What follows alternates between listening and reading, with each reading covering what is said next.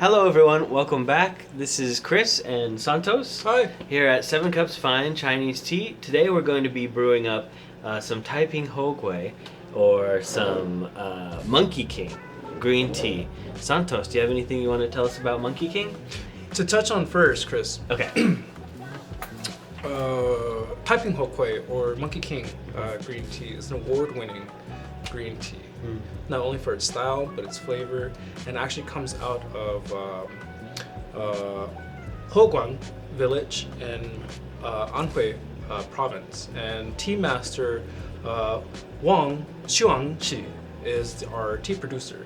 And enough can't be said about all the kind of work that really goes into this green tea. It's absolutely fascinating, and it is totally against the grain as far as processing. But before we dive right in, Chris, I noticed that you have a full cup. It looks like oolong today. Is that what you're drinking? Yeah, I'm drinking some Taiwanese oolong today, some red oolong from Bang Tea. It's pretty good, I like it. You know, hot oolong tea really gets the blood circulating for a hot day, cools you down from the inside out. Yeah. I'm kind of going the other way around with some 2021 Yuchen green tea. Nice. Keep the body cool, but get some good nutritional value. It's always tons of fun. Yeah. But yeah, for the most part, how is the processing method a little bit different from most green teas that we have here in the tea house, Chris? Well, first of all, the picking standard is very different compared to other high-end, famous Chinese green tea. It's picked with one bud and 3 leaves. And then later, we were trying to figure out why. We don't know why. even amongst ourselves, tea house, that we don't have all the questions, but we do, or all the answers, but we do. We love to learn about it. Yeah. So this is one that we're gonna probably have to touch on again. Yeah. We'll ask Juping. We'll have to. And we'll get back. But to we you. did have some theories. You had a crazy theory, Chris. Yeah. What was it? What were you Anyway, thinking? what we're talking about is that after withering, they take off the 3rd leaf that they picked. So you're saying it starts off with 1 bud, 2 full leaves, and then the third leaf that's actually included with the stem is removed. Removed, yeah. Interesting. Yeah, so I don't know. Maybe it has something to do with I liked your idea that it takes off some of the oxidation. I would think so. I mean, maybe with the snapping, because these are very crisp leaves. Maybe when they're snapped, I was thinking that 3rd leaf was removed. Yeah. As a way to help rebalance. Yeah, after the withering or something. After the withering. So maybe because it kind of deters some of that oxidation that maybe derived into the into the leaf. So that's our theory. It could be wrong. We'll let you know. It could be very wrong. Anyway, yeah. On top of that, it's picked a little bit later than most other green teas, high-end green teas, because of the cultivar itself. These big leaves take a long time to develop. After picking, withering, and sorting out that leaf, they go into. Do you want to tell us a little bit about the frying and the roasting? So frying and roasting is interesting. Chris and I had a small discussion about the processing method for Tai Ping Houkui is very it rocks the boat for a lot of green tea processing. Yeah. Not only from the picking, which is generally later April, which is a little bit later than a lot of other styles of green tea, especially high-end green tea. But apart from that, is how the shape is actually achieved. So if you can see here, we have these very long, flat tea leaf material as a finished product. And the way that these are achieved, have at Chris. I'll give you a close-up right here. The second camera. So for Tai Ping Houkui's processing, after picking, it is given the general approximately 3 to 5 hours, depending on weather conditions, to wither or sweat. This removes roughly about 30 to 40% of the moisture within the leaf content. This allows the very crisp leaf to be pliable easier to work with. After withering, Tai Ping Houkui's tea leaf material will be wok fried at about 110 degrees Celsius. Should even out to about 230 degrees Fahrenheit, if I'm not mistaken. Yeah. For our American listeners. Yeah. Right. But this is known as the, if I'm not mistaken, Chris, the sha qing, or the literal translation be kill green. Yep. And this is a natural or denaturizing, if I'm not mistaken. Essentially, it's a natural way to kill naturally occurring enzymes within the tea leaf material that promote decomposition and oxidation. This is how green tea, as we know it, is able to retain its deep green color. You know, if you can see that like that right there, you know, that very bright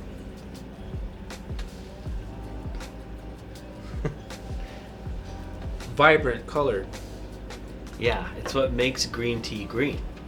Most definitely, apart from chlorophyll, but we're not going to we're not going to touch on that.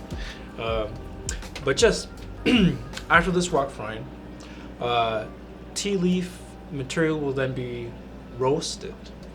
And Chris and I actually we had a different idea of roasting processes. Yeah, I was more on the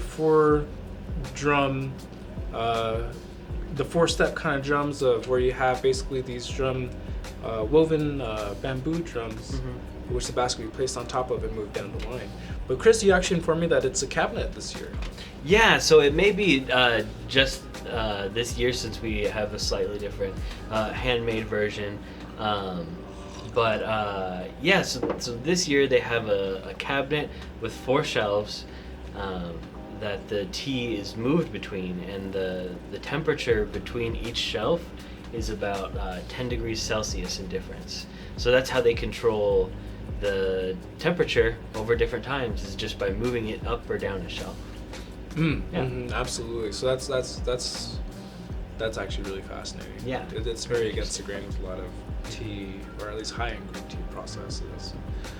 So after the 4-tier roasting process in the cabinet is when tea leaf material for Tai Ping will be moved over into these very fine mesh sheets almost.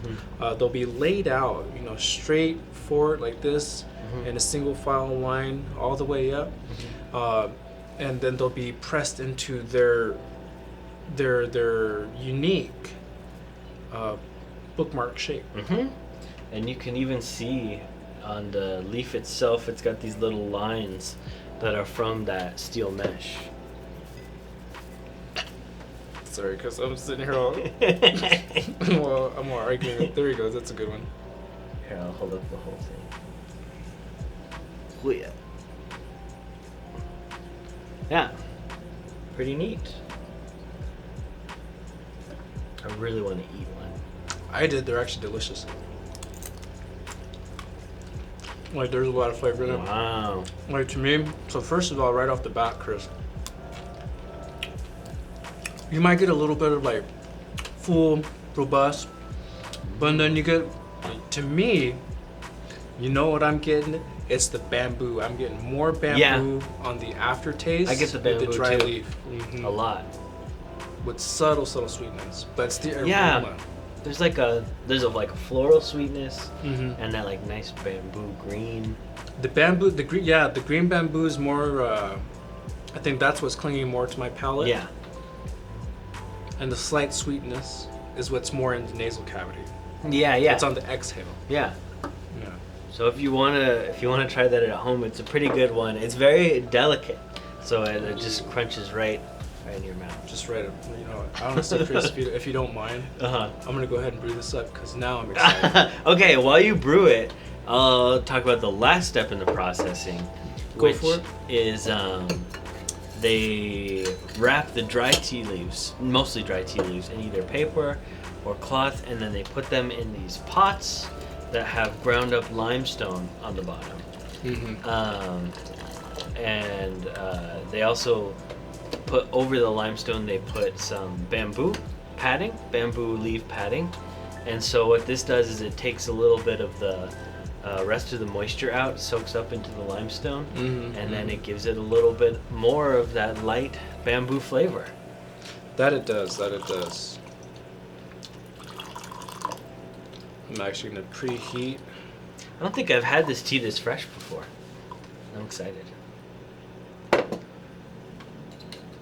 And if you guys are curious, the reason why I actually preheated the pot and the cups, just so we can get a fuller grasp of this tea's characteristics as far as aroma. Yeah. And see if those little hints of aroma, sweetness, and bamboo are still there, at least from like where we were tasting. Yeah, it's a good way to kind of, you can steam your leaves a little bit before brewing them. You get that nice aroma. Just shake them up.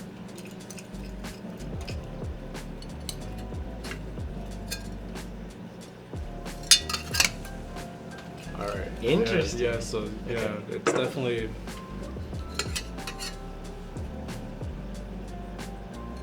All right. It smells a lot like alfalfa to me. I can kind of see it. Okay. I don't know. Hay. Well, maybe dried, but maybe to me that comes off more like the bamboo. Yeah. Itself. It's not necessarily the sweetness of a stalk or a root. Oh. But it's the leaf. Oh.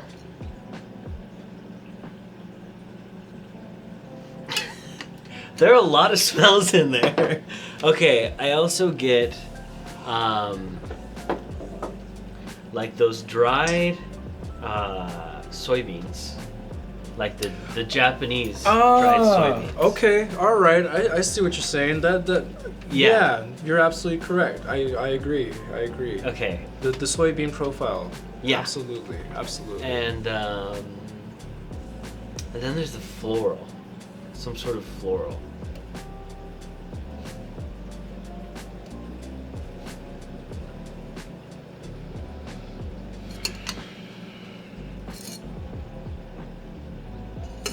So the floral smells to me like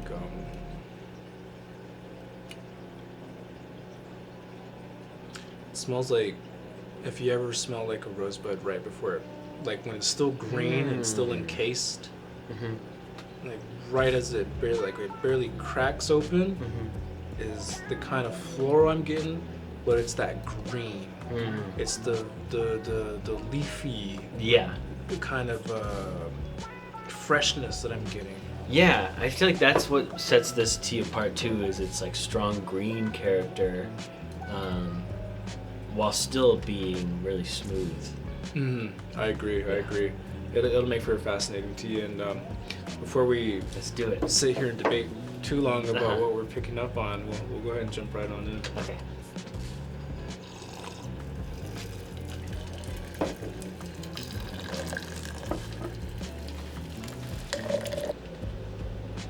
All right. Oh, that's just beautiful. Oh, no, there it is. You got it? Yeah. It's coming through. But you know, it's the combination of it's the combination of bamboo and the soybean that you were mentioning, like little bits of soybean. Should we try it? By all means, Chris. I'll go ahead and we'll take this away. Thank you.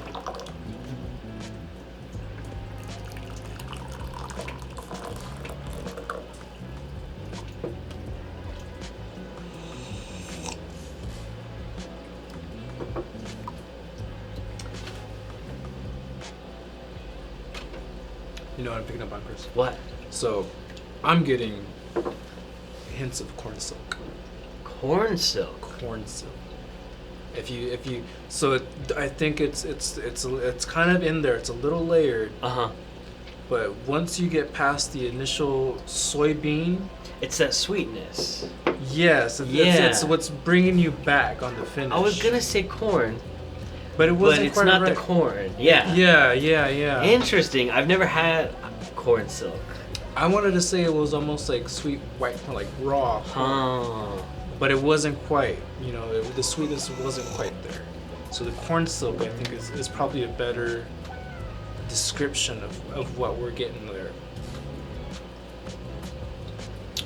Yeah, it's so different from other types of high-end green tea, but it's still really, really smooth and really, really flavorful. It's very difficult to pick apart because everything is flowing so evenly in the flavor. It's got really good like layers, lots of layers. So as soon as I feel like I'm picking up on one thing, it's like, oh wait, what about this? Yeah, it switches up a little bit. It's almost like it's very interesting because what I'm feeling on the palate, Chris, is there's this initial savory, like you mentioned. It's either the subtlety of the bamboo, or even like more green kind of. Correct, and then slightly after that goes down, you get hints of the soybean in the throat, and then as soon as you get that, that's where I get like this evaporating flavor of the corn silk. The residual sweetness is there are so many quick stages in a single sip compared to like most other green teas. Yeah. It's interesting stuff. So for as far as the way the tea makes me feel, part of that, I feel like the cooling effect of like green tea, for me at least, how I kind of feel it or interpret it, is like I feel like on my skin a lot, almost like it's summer and you got out of like a pool or something, and you feel that like cool breeze. That's what it feels like. Oh yeah, it's the surface. Yeah, it's cool to the touch. Yeah, absolutely. That's what I'm getting a lot of with this one. Interesting. I get the light feeling. I feel like when I walk or when I'm about the tea house and taking care of stuff, I feel like I have a light step. You know what I mean? This was what I get a lot. Interesting. With the tea kind of way. Right. Well, we'd love to hear from you guys about what you think about this tea or any other teas that green teas or any kind of tea. If you could share your experience, your tasting notes, the way that tea makes you feel, things like that, just go ahead and share that in the comments section below. Yeah, tell us about your tea drunk stories. Yeah. What tea is the one that gets you up and out in the day? What starts your day? What's the one that you go to? We'd love to hear any kind of stories. Leave in the comment section, and we'll see if we can maybe match one to that liking. Yeah, definitely. And remember, it affects everybody differently. Whether you think of tea as like a scientific thing, or more like chi based thing, or a mixture of both. Everybody's body is different, and everybody reacts differently. Chris, I think you're tea drunk. Oh no! So I guess on that. Oh no! We better end it here. Yeah. So until then, we'll go ahead and leave y'all to it. Thank you for joining us for another video, and we'll see y'all next time. All right. See you next time.